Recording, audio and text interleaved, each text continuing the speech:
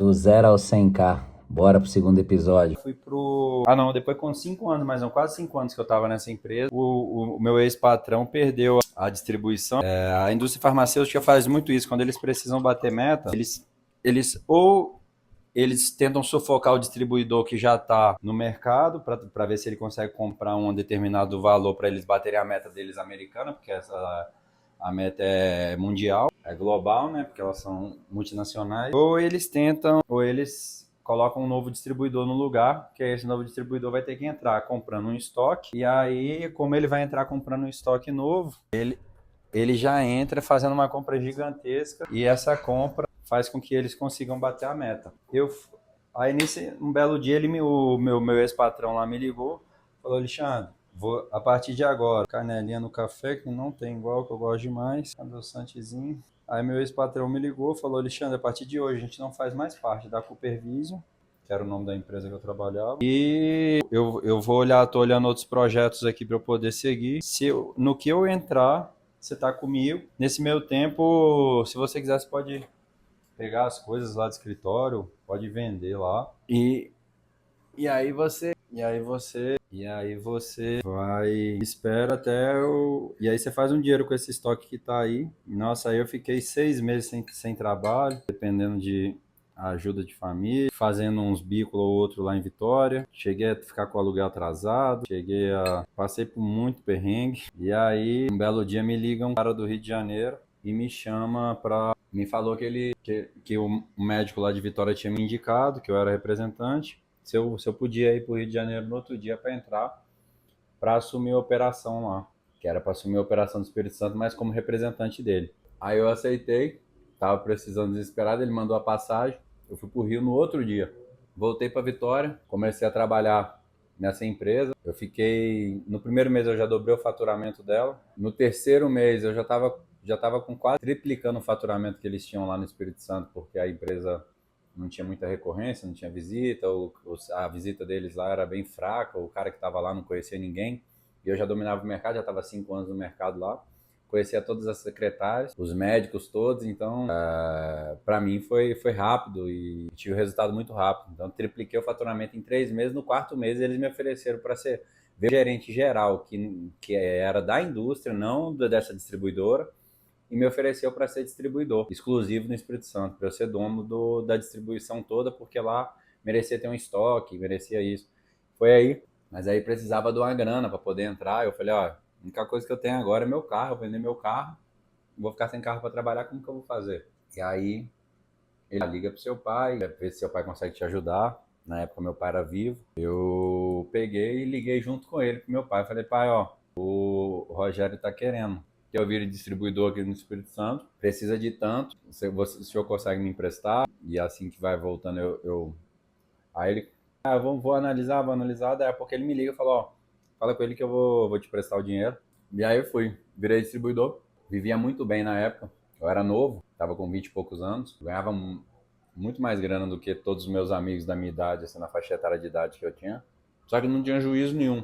Vivia pra festa, noitada, cada dia uma namorada diferente. Saía de quinta a domingo, todo final de semana tinha festa, pagode, eletrônico, viajava pra ir pra festa. O meu maior arrependimento da minha vida nessa época foi não ter comprado um imóvel. Porque na época eu pensava, eu acompanhava alguns canais de investimentos e eles falavam: não vale a pena você financiar, você vai pagar 10 imóveis, vai pagar 3 imóveis, não sei o quê. Se naquela época eu tivesse financiado um imóvel, hoje eu estaria com ele quitado, que a média nacional dos brasileiros hoje de quitação de um imóvel, desde da Minha Casa Minha Vida até o alto padrão, num financiamento de 30 anos, é de mais ou menos de 8 a 12 anos. É a média que 90% das pessoas quitam seus financiamentos, porque eles vão antecipando parcelas, recebem um dinheiro extra, eles sempre pagam, e aí o tempo cai muito. De 30 anos, a maioria quita com 90, com 8 a 12 anos. Essa é a única coisa que eu me arrependo. E do resto, tudo eu precisava passar para poder forjar meu caráter, para poder ser quem eu me tornei hoje. Eu era muito. Eu vivia para festa, vivia para mulher, vivia para bebida, para loucura. E E desperdicei muito dinheiro, desperdicei muito tempo da minha vida, mas também vivi muito, tive muitas experiências. Hoje em dia, na nossa época, na minha geração, isso era comum, todo mundo vivia em função de noitada, em função do final de semana, em função da sexta-feira. Hoje em dia, na geração Z, a galera já está procurando mais atividade física, mais um rolê diário, uma viagem, experiência. Na minha época, a gente só viajava se era para festival de festa, viajava para passar fim de ano na Bahia, para passar temporada, ou para ir para Micareta, Brasil afora.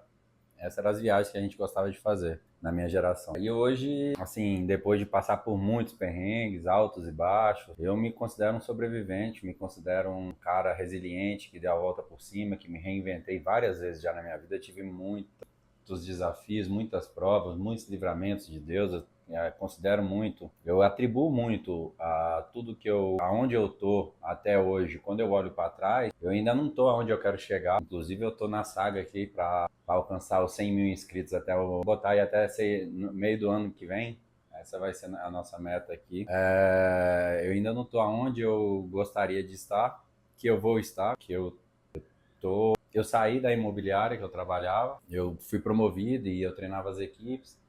Quando nesse meio tempo de treinar as equipes, eu percebi essa dor muito latente no mercado, que as pessoas são muito carentes e têm vergonha de aparecer, têm vergonha de gravar vídeo, eles não sabem estruturar um criativo. Por mais que hoje você tenha um chat GPT, você precisa saber a estrutura por trás de um criativo. Precisa saber fazer um hook forte, precisa prender a atenção da pessoa ali nesse mundo dos 3 segundos. E a maioria não sabe disso, a grande maioria, não estou falando todos, não estou generalizando, mas a grande maioria dos corretores, eles não têm resultado porque eles são acomodados, eles não buscam conhecimento. E olha que eu trabalhava na imobiliária, ela é conhecida por ser uma escola do mercado imobiliário que, por consequência, vende. Eles treinam bastante, mas mesmo assim, muitos corretores ainda não performam porque são acomodados, depende do gerente, não sabe gerar seus próprios leads. Lead, para quem não sabe, talvez você não seja corretor e vai assistir esse vídeo, a pessoa interessada em comprar um imóvel que vem através de uma campanha. E aí, como eu já tinha muita experiência, depois que eu na indústria farmacêutica, não leva muito em consideração, não. Eu tenho TDAH, uma hora eu volto, uma hora eu vou. Às vezes eu me perco aqui. Como eu vim da indústria farmacêutica, tive muitos treinamentos de venda. Depois que eu virei distribuidor, fiquei 5 anos e pelo mesmo motivo que meu ex-patrão saiu, eu saí também. A mesma coisa, eles precisavam bater meta, precisava de alguém maior que comprasse um estoque maior lá para poder bater a meta do ano ali, para finalizar o ano.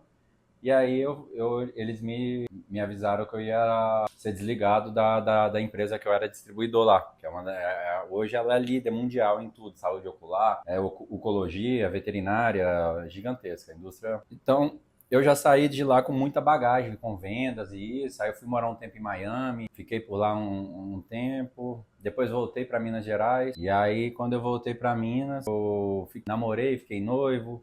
Montei um negócio junto com ela de construção civil, reforma de alto padrão, aprendi muito sobre acabamento.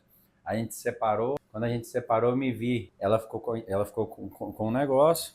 Eu me vi com quase 38 anos de idade, sem uma estrutura consolidada, tive que voltar a morar na casa da minha mãe. E aí eu peguei e comecei a estudar o mercado imobiliário E para você que tá curtindo, já se inscreve aqui no canal, fica ligado, que amanhã eu vou soltar o terceiro e último episódio do começo dessa saga, do 0 ao 100k. Tamo junto, vamos para cima, é só o começo da nossa jornada. Vamos caminhar junto.